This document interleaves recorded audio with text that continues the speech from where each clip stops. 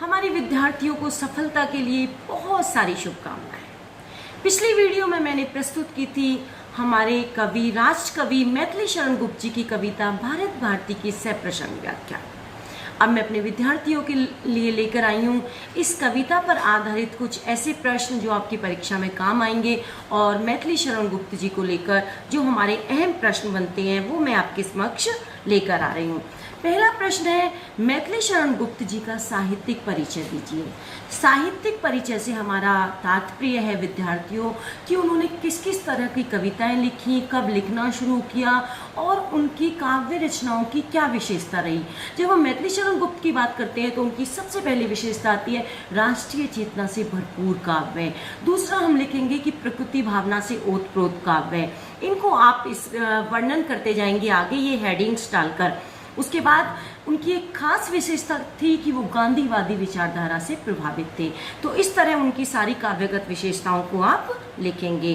दूसरा क्वेश्चन इस कविता का बनता है विद्यार्थियों कि भारत भारती कविता के आधार पर मैथिली शरण गुप्त जी की राष्ट्रीय चेतना का वर्णन कीजिए।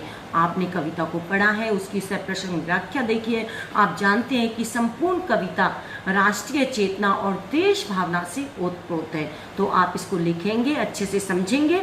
तीसरा प्रश्न है, भारत भारती कविता में कवि क्या संदेश देना चाहता है और कविता की मूल संवेदना क्या है। अगला इसका अहम प्रश्न बनता है, बहुत मुख्य है प्रश्न, भारत भारती कविता के आधार पर मैथिली शरण गुप्त जी की भाषा शैली का वर्णन कीजिए। किस तरह के अलंकार हैं और कैसी शब्द योजना है उनकी, छंद कौन से हैं और कौन सी भाषा का प्रयोग किया है। आप अच्छे से जानते हैं कि मैथिली शरण गुप्त जी ने खड़ी बोली का प्रयोग किया है और किस शैली में इसको लिखा गया है। ये सभी कुछ आप इस प्रश्न में डालेंगे उत्तर लिखते हुए। उसके बाद अगला प्रश्न है, भारत भारती कविता में सुख दुख, पतझड़ बसंत, रात दिन के चक्र परिवर्तन के द्वारा कवि किसको और क्या संदेश देना चाहता है। आप अच्छे से जानते हैं, आपने कविता को पढ़ा है कि इन चक्र परिवर्तनों के द्वारा कवि भारतवासियों को ये संदेश देना चाह रहा है कि जो तुम आज गुलामी की जंजीरों में जकड़े हुए हो, परतंत्रता के दिन देख रहे हो, इसके लिए तुम्हें घबराना नहीं चाहिए। उन्नति के बाद अवनति, रात के बाद दिन, बसंत के बाद पतझड़, इनका आना जाना लगा रहता है।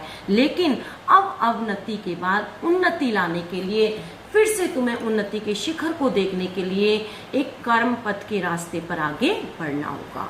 तो आपको ये प्रश्न समझ आएंगे। मेरी विद्यार्थियों से गुजारिश है कि आप इन प्रश्नों को अच्छे से समझेंगे, इनको लिखेंगे और उसके बाद अपने अपने महाविद्यालय के प्रोफेसर को इनके उत्तर लिखकर भेजेंगे और समझेंगे। परीक्षा के लिए और जीवन में सफलता के लिए हमारे प्यारे विद्यार्थियों को ढेर सारी शुभकामनाएं। फिर मिलती हूँ मैं अगली कविता के प्रश्नों के साथ। धन्यवाद।